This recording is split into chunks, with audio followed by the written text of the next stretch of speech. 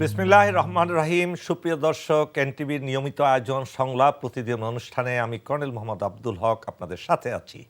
আজকে আলোচনার বিষয় হলো সরকার ও নির্বাচন পদ্ধতি। এ বিষয়ে আলোচনার জন্য আমাদের সাথে রয়েছেন সাবেক জজ ও কলামিস্ট ইকতেদার আহমেদ। শ্রদ্ধেয় ইকতেদার আহমেদ, আপনাকে আজকের সংলাপ প্রতিদিন অনুষ্ঠানে স্বাগতম। আপনাকে স্বাগতম। আজকে অনেকদিন পরে আবার আপনাকে এনটিভিতে আমন্ত্রণ জানিয়েছি বিশেষ গুরুত্বপূর্ণ বিষয়টিতে আপনাকে আপনার মতামত জানার জন্য, বিকজ আপনি এ বিষয়ে বাংলাদেশে সর্বপ্রথম কথা বলেছেন, কলাম লিখেছেন এবং অনেক লেখালেখি করেছেন নির্বাচন ও সরকার পদ্ধতি নিয়ে। আপনি একজন অন্যতম বিশেষজ্ঞ এ বিষয়ে। প্রথমেই আমরা আপনার কাছ থেকে এ বিষয়ে জানতে চাই যে বাংলাদেশ তো দীর্ঘ সময় একটা প্রেসিডেন্সিয়াল সিস্টেম অফ গভর্নমেন্ট, রাষ্ট্রপতি শাসিত সরকার ছিল, আবার পরবর্তীতে এটাকে সংসদীয় সরকার ব্যবস্থা প্রবর্তন করা হলো। এই বর্তমান প্রেক্ষাপটে 16 বছরের ফ্যাসিস্ট শাসন দেখেছি আমরা।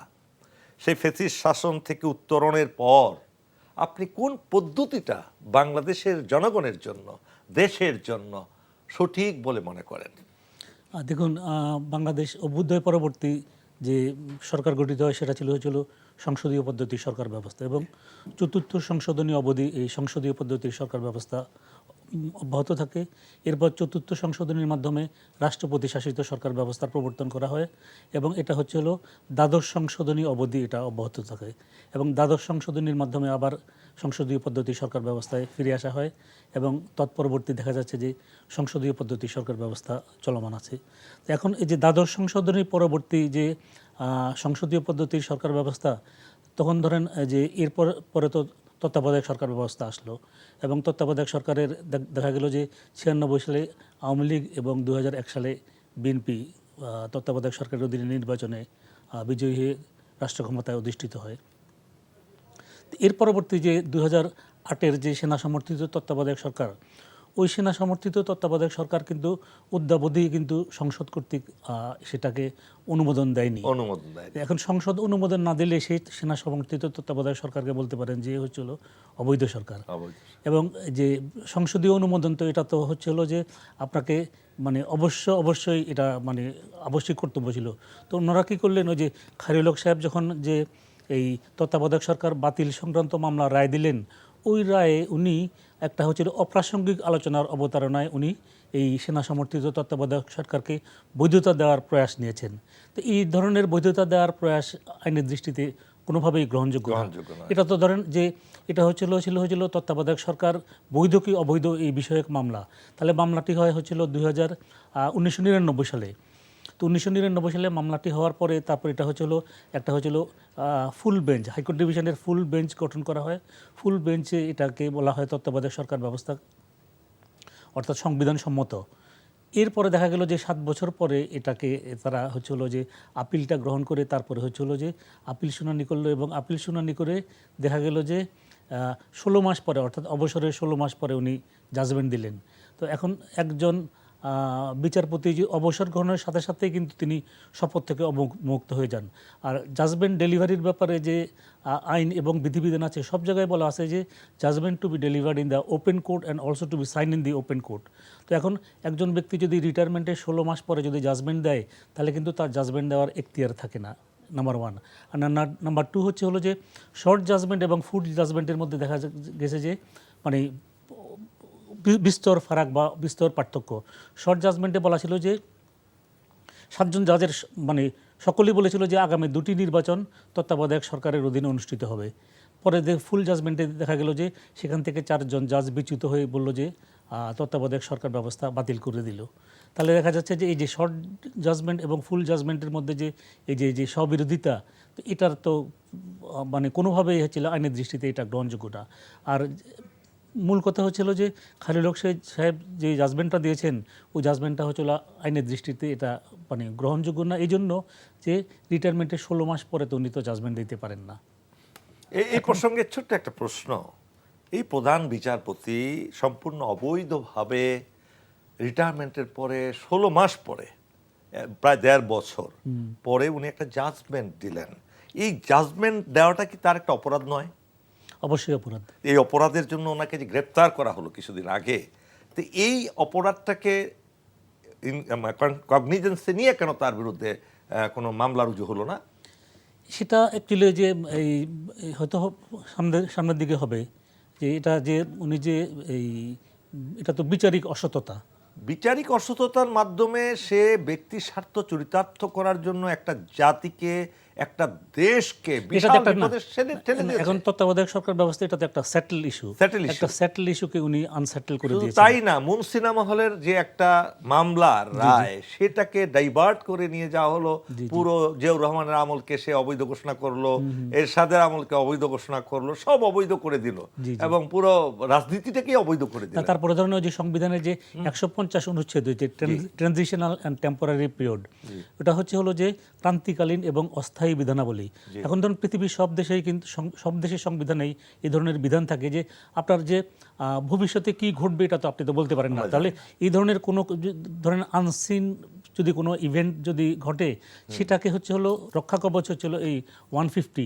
তো এটা এখন 150তে উনি সংশোধন করে উনি বললেন যে 150 হলো যে ক্রান্তিকালীন এবং অস্থায়ী বিধানাবলী বলতে 1971 সালের 26শে মার্চ থেকে 1972 সালের 16ই ডিসেম্বর পর্যন্ত এই সময়টাকে বোঝাবে। অর্থাৎ ওই যে সংবিধান যেদিন গৃহীত হলো সংসদ কর্তৃক বা সংবিধান যেদিন থেকে কার্যকর হলো সেই সময়টাকে হলো ক্রান্তিকালীন এবং অস্থায়ী বিধানাবলী। এবং এই কথা বলে উনি হলো যে পঞ্চম সংশোধন, সপ্তম সংশোধন, তারপরে হলো এই যে দ্বাদশ সংশোধন, একাদশ সংশোধন, এই সবগুলো হচ্ছিল সংবিধান থেকে উনি বাইর করে দিলেন। কত স্বেচ্ছাচারী একটা ব্যক্তি না, এর চেয়ে জঘন্য আমার মনে হয় বাংলাদেশের ইতিহাসে যদি জঘন্য ব্যক্তিদের তালিকা তৈরি করা হয়, দেশ বিরোধী শক্তিদের ব্যক্তিত্বের তালিকা, তার নামটা 1 নম্বরে থাকবে। হাসিনা হয়তো 1 নম্বরে, তার নামটা 2 নম্বরে থাকবে। এবং তার ব্যক্তিগত স্বার্থ চরিতার্থ করার জন্য, তার পারিবারিক স্বার্থ চরিতার্থ করার জন্য। উনি যে আইন কমিশনে যে ছিলেন, 9 বছর আইন কমিশনে ছিলেন, 3টি মেয়াদে আইন কমিশনে ছিলেন এবং আইন কমিশনেও কিন্তু তিনি অবৈধভাবে ছিলেন। মানে আর্টিকেল 99 অফ দি কনস্টিটিউশন, সেখানে বলা আছে যে সুপ্রিম কোর্টের যদি একজন বিচারক যদি অবসর পরবর্তী প্রজাতন্ত্রের কোনো লাভজনক পদে অধিষ্ঠিত হতে পারবে না, খালি বিচারিক বা আধা বিচারিক পদে অধিষ্ঠিত হতে পারবে। তো এখন পঞ্চম সংশোধনী যখন বাতিল হলো, অর্থাৎ 72 সংবিধানে ছিল যে সুপ্রিম কোর্টের বিচারকরা অবসর পরবর্তী প্রজাতন্ত্রের কোনো লাভজনক পদে অধিষ্ঠিত হতে পারবে না।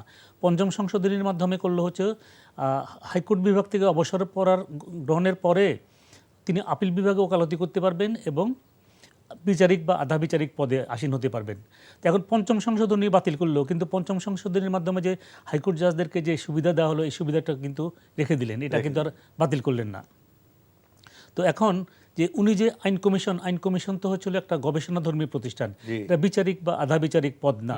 তো এই 3 মেয়াদে 9 বছর উনি আইন কমিশনের চেয়ারম্যান পদে ছিলেন এবং সম্পূর্ণ অবৈধভাবে সুযোগ সুবিধা ভোগ করেছেন, রাষ্ট্রীয় অর্থ নষ্ট করেছেন, গরিবের অর্থ, ট্যাক্সের টাকা তিনি নষ্ট করেছেন। শ্রদ্ধা ইকতেদার সাহেব, আপনি আরেকটা জিনিস আমাদেরকে জানান, এই যে স্বেচ্ছাচারিতা একজন বিচারকের, শুধু তার সাথে একাই না, তিনি একাই নন, আরও অনেক বিচারক এই অন্যায় অবৈধভাবে কাজ করেছেন। এরা অসংখ্য মানুষকে পথের ভিখারি বানিয়েছেন, অসংখ্য মানুষকে বিনা কারণে ফাঁসি দিয়েছেন যারা কোনো অপরাধী করেনি। এটার বিচার, তাদের বিচারটাকে প্রকাশ্যে করার কোনো বিধান আছে কি বাংলাদেশে? না, প্রকাশ্যে এমনিতে ওপেন কোর্টে তো বিচার হচ্ছে, মানে প্রকাশ্য আদালতে তো বিচার হয় না। প্রকাশ্যে মানে আমি বলছি এটা মিডিয়াতে যাবে, সোশ্যাল মিডিয়াতে যাবে, টেলিভিশনে দেখানো হবে, লাইভ দেখানো হবে, যাতে শিক্ষা। এটা কি কোনো নিয়ম আছে? না, আমাদের এখানে মানে আমাদের বিচার ব্যবস্থায় ওই ধরনের কোনো বিধান এখনো নাই। এটা সরকার যদি চায় বা জনগণ যদি চায়, এটা কি কোনো আইনের প্রয়োজন আছে এটা করতে গেলে? এটা করতে গেলে এখন সংবিধানে আছে হলো যে মানে পাবলিক ট্রায়াল মানে হলো যে উন্মুক্ত আদালত, সেখানে হলো যে কেউ এই আদালতের বিচার কার্যক্রম পর্যবেক্ষণ করতে পারবে। তো সেখানেও দেখা যাচ্ছে যে সুপ্রিম কোর্টে যে হয়তো এটা হলো স্থান সংকুলনের প্রশ্ন আছে, যে সেখানে হয়তো যে আপনার যদি অগণিত লোককে তো আপনি তো জায়গা দিতে পারবেন না, ওই কারণে হয়তো মানে তারা একটা রেস্ট্রিকশন ইম্পোজ করেছে। বাট এটা হচ্ছিল পাবলিক ট্রায়াল মানে হচ্ছিল যে কোনো এনি মানে person of the country can observe the proceedings of the court. He can observe it from anywhere. এইটা করলে যদি anybody can witness the observe the proceedings of the court sitting in the court.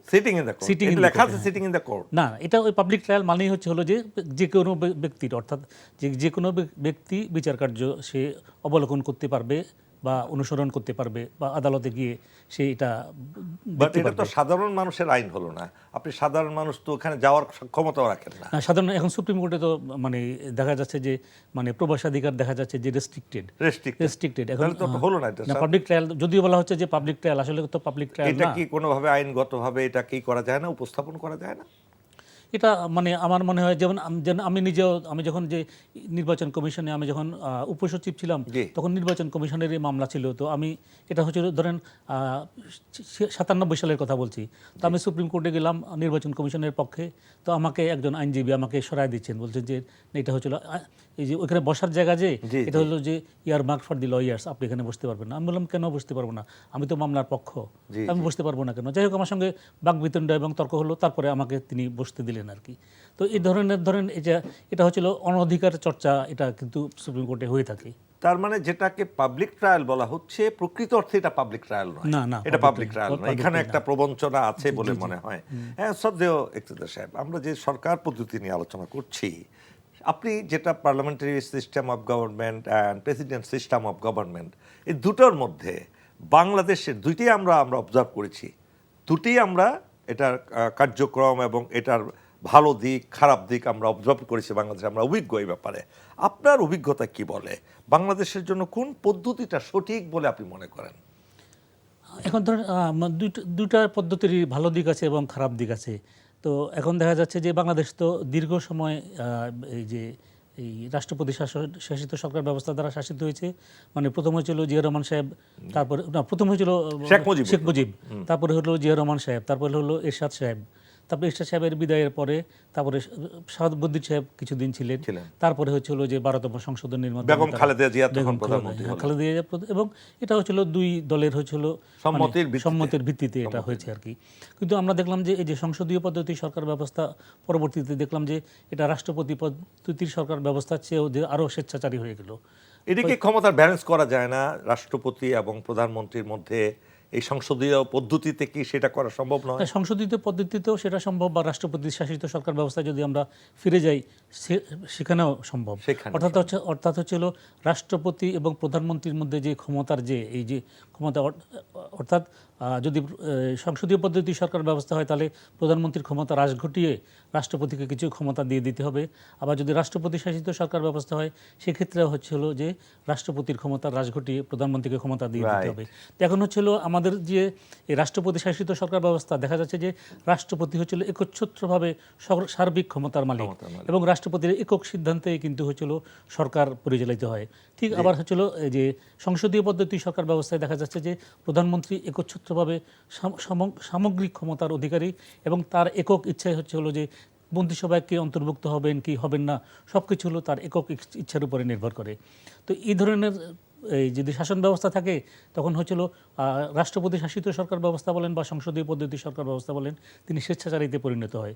তো বাংলাদেশে ধরেন রাষ্ট্রপতি শাসিত সরকার ব্যবস্থাও ছিল, সংসদীয় পদ্ধতি সরকার ব্যবস্থাও ছিল, কিন্তু চেক অ্যান্ড ব্যালেন্স না থাকার কারণে দেখা গিয়েছে যে রাষ্ট্রপতিও স্বেচ্ছাচারী ছিলেন এবং প্রধানমন্ত্রী হচ্ছিল স্বেচ্ছাচারী ছিলেন। আপনাকে তো ওই কমিশন, যেটা বাংলাদেশ সংস্কার কমিশনে, তো আপনাকে বেশ কয়েকবার দেখেছি আমি, আপনি গিয়েছিলেন নির্বাচন পদ্ধতির ক্ষেত্রে গিয়ে। সেখানে কি এই সরকারি ব্যবস্থাপনা নিয়ে কখনো আলোচনা হয়েছে কিছু? না, সেখানে এই যে নির্বাচন নিয়ে আলোচনা হয়েছে, নির্বাচন নিয়ে অর্থাৎ আমরা নির্বাচনে পরে যাব, আমরা সরকার পদ্ধতিতে এখন শেষ করব। এই সরকার পদ্ধতিতে আপনি কি মনে করেন যে ব্যালেন্স করার যে পদ্ধতি হোক, সংসদীয় পদ্ধতি হলেও রাষ্ট্রপতি এবং প্রধানমন্ত্রীর মধ্যে ক্ষমতার ভারসাম্য করার কোনো সম্ভাবনা আছে? এটা তো নির্ভর করছে হলো যে এখন তো ধরেন অন্তর্বর্তী সরকার, এবং অন্তর্বর্তী সরকার তারা সংস্কারের মানে কার্যক্রম বা পদক্ষেপ গ্রহণ করেছে। তো এখন ধরেন এই যে সকল সুপারিশ আসছে এখানে দেখা যাচ্ছে যে হ্যাঁ, যদি সংসদীয় পদ্ধতি সরকার ব্যবস্থা হয় সেখানে বলা হচ্ছে যে প্রধানমন্ত্রী 2 মেয়াদের বেশি থাকতে পারবে না এবং প্রধানমন্ত্রীর কিছু কিছু ক্ষেত্রে ক্ষমতা খর্ব করা হবে, এটাও বলা হচ্ছে। এখন আর সুনির্দিষ্টভাবে কিন্তু এখনো কিন্তু পরিষ্কার না।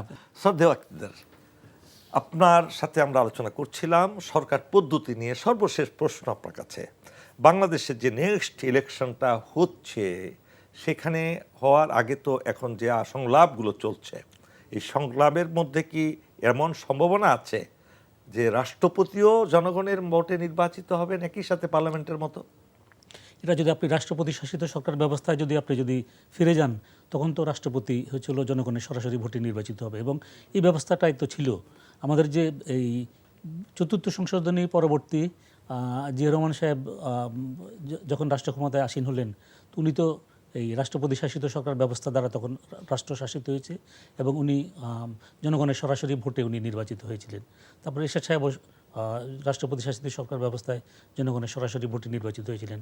আর শেখ মুজিব উনি ওই যে সংসদীয় পদ্ধতি থেকে রাষ্ট্রপতি শাসিত সরকার ব্যবস্থায় যখন আসলেন, তখন উনি হলো এটাকে অনেকটা পার্লামেন্টারি কুর মতো বলা হয়, যে উনি তখন ওনাকে রাষ্ট্রপতি ঘোষণা করে উনি বলেন যে উনি আজীবন বাংলাদেশের রাষ্ট্রপতি থাকবেন। তো ওনার সেখানে আর নির্বাচনের কোনো ব্যবস্থা ছিল না, জাস্ট সংসদীয় পদ্ধতি থেকে রাষ্ট্রপতি সরকার ব্যবস্থায় পরিবর্তন হলো এবং উনি রাষ্ট্রপতি পদে আসীন হলেন এবং আমৃত্যু উনি রাষ্ট্রপতি পদে ছিলেন। রাইট। যাই হোক, এখন আমরা আসুন নির্বাচন পদ্ধতি নিয়ে আমরা কথা বলি। আপনি কিন্তু একটা থিওরি বাংলাদেশে আপনার মুখ থেকে আমরা শুনেছি, পিআর পদ্ধতি। জি, এটা আপনি সর্বপ্রথম, আমি যতটুকু, আমি ইভেন যখন ফেসিস্ট আমলে আপনার সাথে আমার টক শোতে বিভিন্ন সময়ে আপনি এবং এই কথাগুলো বলেছেন যে পিআর পদ্ধতির যে সুবিধাগুলো, ভালো দিকগুলো আপনি তুলে ধরেছিলেন, সেটা সম্পর্কে একটু বলবেন? জনগণ অনেকেই জানে না পিআর কি এবং পিআর পদ্ধতির এটা পজিটিভ সাইডটা কি। পিআর মানে হচ্ছিল যে প্রপোর্শনাল রিপ্রেজেন্টেশন, অর্থাৎ আনুপাতিক প্রতিনিধিত্বের নির্বাচনী ব্যবস্থা। তো এখানে হলো যে সারা দেশে হলো যে নির্বাচনটা যে হবে, যে এটা হলো যে বিভিন্ন রাজনৈতিক দল তাদের হলো যে প্রার্থী দিবেন। এটা হলো যে এই প্রার্থীটা এই মানে একটা দল যেই পার্সেন্ট ভোট পাবে ঠিক সে ততগুলো আসন পাবেন। ধরেন যে ভোট কাস্ট হলো যতটুকু ভোট কাস্ট হয়েছে, কাস্ট ভোটের হলো পার্সেন্টেজের উপরে পার্টির আসন সংখ্যা নির্ভর করবে।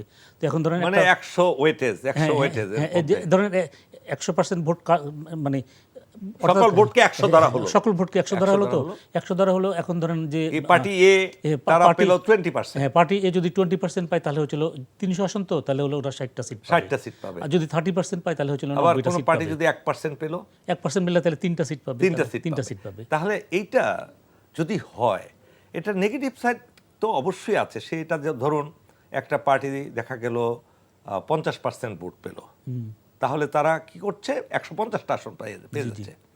150টা আসন পাওয়ার পরে এখন পার্টি নির্ধারণ করবে কে কে পার্লামেন্ট মেম্বার হবে। জি জি।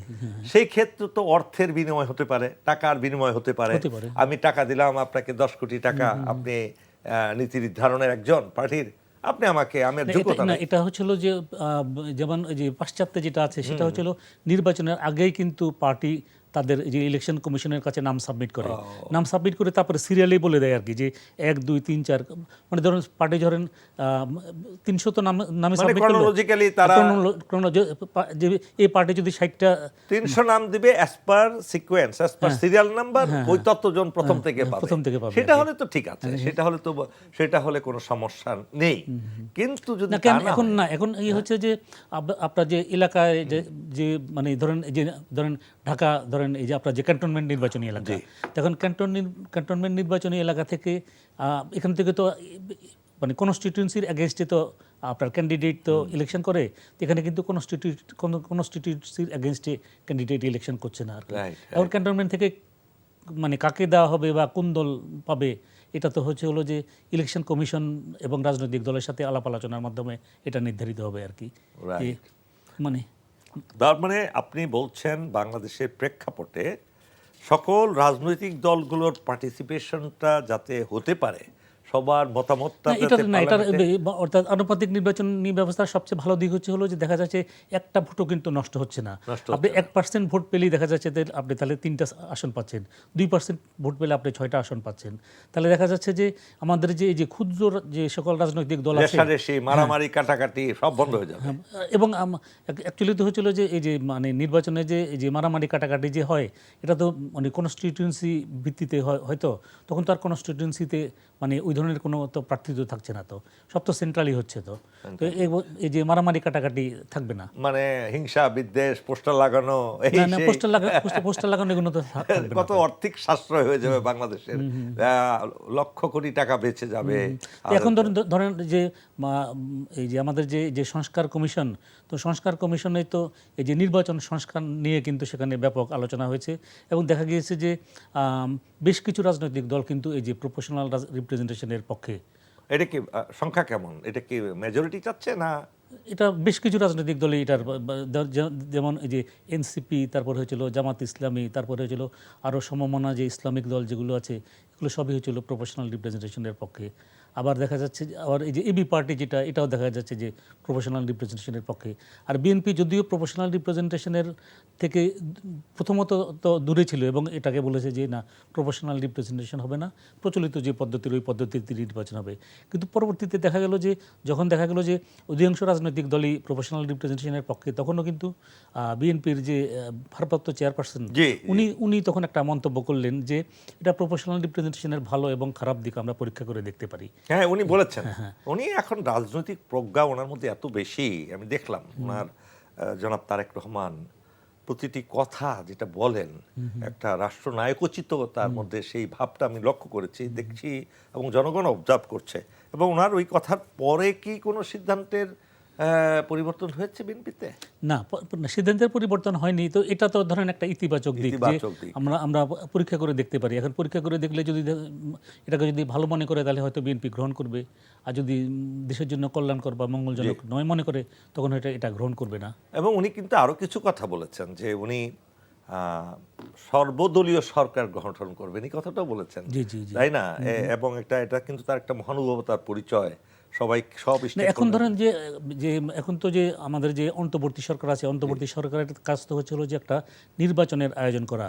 তখন আমাদের যে এই সংবিধান যেটা আছে, সংবিধানে তো ধরেন এই যে ত্রয়োদশ সংশোধনী বাতিল, যেটা হাইকোর্ট এটা বাতিল করেছে, তো বাতিল না, বহাল করেছে। বহাল করার কারণে তাহলে এখন হয়েছিল ধরেন আগামী নির্বাচন, এখন অনেক রাজনৈতিক দলই বলতেছে যে একটা তত্ত্বাবধায়ক সরকার লাগবে, এবং তত্ত্বাবধায়ক সরকারের অধীনে আগামী নির্বাচন। এটা কি একমত হয়েছে সবাই তত্ত্বাবধায়ক সরকারের? এটা একমত, সবাই। তার মানে কি আপনি বলতে চাচ্ছেন ডক্টর ইউনূসের সেই অন্তর্বর্তীকালীন সরকার is going to hand over the power to তত্ত্বাবধায়ক সরকার? হ্যাঁ, এখন ওই তত্ত্বাবধায়ক সরকার কি জাতীয় সরকার হবে নাকি না একদম বৃহৎ তত্ত্বাবধায়ক সরকার হবে, এটা এখনো ডিসিশন হয় নাই আর কি। এটা কি ডিসিশন হওয়ার সম্ভাবনা আছে? এটা তো অ্যাকচুয়ালি তো হতেই হবে, ডিসিশন তো হতেই হবে, ডিসিশন হতেই হবে। এবং ধরেন এটা তত্ত্বাবধায়ক সরকার যদি ধরেন আপনার যে এই মানে বিশিষ্ট জন সমন্বয় যদি গঠিত হয়, তাহলে তত্ত্বাবধায়ক সরকার হবে এক ধরনের, আর যদি জাতীয় সরকার হিসেবে গঠিত হয়, তাহলে তত্ত্বাবধায়ক সরকার হবে আরেক ধরনের। এখন তত্ত্বাবধায়ক সরকারে যারা যাবেন, তাদের ব্যাপারে বিধান হচ্ছে হলো যে তারা আগামীতে যে নির্বাচন হবে, ওই নির্বাচনে প্রতিদ্বন্দ্বিতায় অংশগ্রহণ করতে পারবে না, এবং আগামীতে যারা সরকার গঠন করলে ওই সরকারেরও তারা পার্ট হতে পারবে, যারা ওই তত্ত্বাবধায়ক সরকারের অংশীদার হবেন। অংশীদার মানে উনি উপদেষ্টা কিংবা প্রধান উপদেষ্টা পদগুলো থাকবেন, এটা তো বলাই আছে, আর আগেও তো ছিল। তো সেটি দেখে বলা যায় যে এটা যদি বিশিষ্ট ব্যক্তিদের সমন্বয়ে যে গঠিত হয়, তাহলে কিন্তু এটা হচ্ছে একটা আরো সুবিধাজনক আমি মনে করি, যে তারা নিরপেক্ষভাবে সবকিছু করতে পারবেন। বিশিষ্ট জন বাংলাদেশে এখনো তো অনেকেই আছেন দেশপ্রেমিক, যারা অভিজ্ঞ এবং দীর্ঘদিনের কাজ করার তাদের আছে, অভিজ্ঞতা আছে। এই এখন আমরা শেষ দিকে এসে পড়েছি আমাদের অনুষ্ঠানে। সাদ্দাত আখতার সাহেব, আপনার এই দীর্ঘ জীবনের যে চর্চা তো আপনি দেখেছেন, আগামী যে ইলেকশনটা আমরা দেখতে পাচ্ছি আমাদের সামনে, এই ইলেকশনটা কি আপনার মনে হয় সম্পূর্ণ নিরপেক্ষভাবে তথাকথিত যে ম্যাসেল পাওয়ার দেখানো, অনেক প্রার্থীরা নিজেদের অবৈধ অর্থের যে ঝনঝনানি, অস্ত্রের ঝনঝনানি, এই ছাড়া একটা মানুষ শান্তিপূর্ণভাবে প্রত্যেকটা মানুষ তাদের ভোটাধিকার প্রয়োগ করতে পারবে বলে কি আপনি মনে করেন আগামীতে? এটা নির্ভর করছে হলো যে আপনার তো মানে নির্বাচনের পূর্ব শর্ত হচ্ছে হলো যে আইন শৃঙ্খলা পরিস্থিতি। এখন আইন শৃঙ্খলা পরিস্থিতি তো এখনো অনুকূল বা সহায়ক নয়। অর্থাৎ নির্বাচন অনুষ্ঠান করতে গেলে যে আপনার যে অবাধ, সুষ্ঠু বা নিরপেক্ষ নির্বাচন যদি করতে হয়, তাহলে এটার পূর্ব শর্তই হচ্ছে হলো যে আইন শৃঙ্খলা পরিস্থিতি সরকারের নিয়ন্ত্রণে থাকতে হবে। এখন তো দেখা যাচ্ছে যে বিভিন্ন জায়গায় যে মব জাস্টিস হচ্ছে, এটা তো সরকার তো নিয়ন্ত্রণ করতে পারছে না। তো যতক্ষণ পর্যন্ত না এটা সরকারের সম্পূর্ণ নিয়ন্ত্রণে না আসে, ততক্ষণ পর্যন্ত আমি মনে করি যে এই যে মানে এই বর্তমান যারা যে ক্ষমতাসীন আছেন এনারা মানে এই যে একটা নির্বাচন দিয়েও একটা সঠিক নির্বাচন বা একটা সুষ্ঠু নির্বাচন আয়োজনে ওনারা সক্ষম হবেন না। এই প্রসঙ্গে আপনার দৃষ্টি আকর্ষণ করতে চাই, এই বাংলাদেশের পুলিশ তো দীর্ঘ 16 বছরে রাজনৈতিকভাবে ব্যবহৃত হয়েছে এবং দলীয় বাহিনী হিসেবেই তারা কাজ করে এবং সেই পুলিশ তো এখনও আছে এবং হঠাৎ করে তাদের মনোভাব পরিবর্তন হওয়ারও এটা সম্ভব নয় সাইকোলজিক্যালি। এখন এই ক্ষেত্রে সেনাবাহিনীকে কি যথেষ্টভাবে যেভাবে ব্যবহার করা উচিত?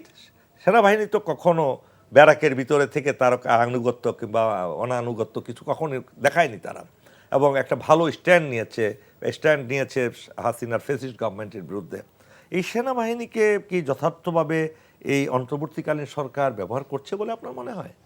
না, আমার মনে হয় না যে অন্তর্বর্তী সরকার যে সেনাবাহিনীকে আমরা যদি যদি ওভাবে যদি ব্যবহার করতো তাহলে তো সেনাপ্রধান নির্বাচন বিষয়ে বক্তব্য দিতেন না। ট্রু। এই যে সেনাপ্রধান যখন অসহায় অবস্থা ব্যক্ত করেন যে আমার কোনো অভিভাবক নেই, এরপরেও কেন এই অন্তর্বর্তীকালীন সরকার কিংবা ডক্টর ইউনূসের মধ্যে কোনো ভাবান্তর লক্ষ্য করছি না আমরা? এখন ধরেন কোনো পদক্ষেপ নিচ্ছেন না? এখন বাংলাদেশের রাজনীতিতে ধরেন একটা সেনাবাহিনীর একটা মানে মানে অবশ্যভাবে একটা ভূমিকা আছে। আমরা দেখেছি যে মানে সেনাবাহিনী যদি নেপথ্য থেকে যদি সমর্থন না দিত তাহলে বা এখনো যদি যদি সমর্থন যে ইউনূস সরকারের প্রতি যে সমর্থন ব্যক্ত করেছে এটা যদি প্রত্যাহার করে নেয় তাহলে ইউনূস সাহেবের পক্ষে কিন্তু এক মুহূর্ত থাকা সম্ভব না। অথচ আমরা লক্ষ্য করলাম কি আজ পর্যন্ত ডক্টর ইউনূস সেনাবাহিনী প্রধানকে কিংবা অন্যান্য বাহিনী আমাদের নেভি এয়ারফোর্সের প্রধানদেরকে আজ পর্যন্ত কিন্তু সেভাবে উনি গুরুত্ব প্রদান করেননি যেভাবে গুরুত্ব দেন একটা গ্রাম পর্যায়ে যদি একটা মাটির কেউ কলস্য তৈরি করে সেটার জন্য যেটা গুরুত্ব দেন, কিন্তু এই রাষ্ট্রীয় স্টেক হোল্ডার যারা উনি তো ধরেন যে পাবলিক স্টেটমেন্টই করেছেন যে উনি উপদেষ্টা পরিষদে উনি নিয়েছেন হচ্ছে হলো মানে ওনার কাছে নাম এসেছে এবং ওনার পরিচিত যাদেরকে উনি চিনেন তাদেরকে তিনি তার উপদেষ্টা পরিষদে নিয়েছেন। এবং এই যে তার উপদেষ্টা পরিষদ যেটা দেখা যাচ্ছে যে হচ্ছে হলো এনজিও বেসড এবং তার যে এই গ্রামীণ ব্যাংকের সাথে যারা যুক্ত ছিল বা তার এই যে বিভিন্ন এনজিও সংগঠনের সাথে যারা যুক্ত তাদেরকে সমন্বয়ে তিনি একটা উপদেষ্টা পরিষদ গঠন করেছেন। অসংখ্য ধন্যবাদ আপনাকে আজকে আমাদের অনুষ্ঠানে আমন্ত্রিত হওয়ার জন্য, আসার জন্য। সুপ্রিয় দর্শক, আমাদের অতিথির বক্তব্য শুনলেন, এতক্ষণ আমাদের এই আলোচনার সাথে থাকার জন্য আপনাদেরকে অসংখ্য ধন্যবাদ। আল্লাহ হাফেজ।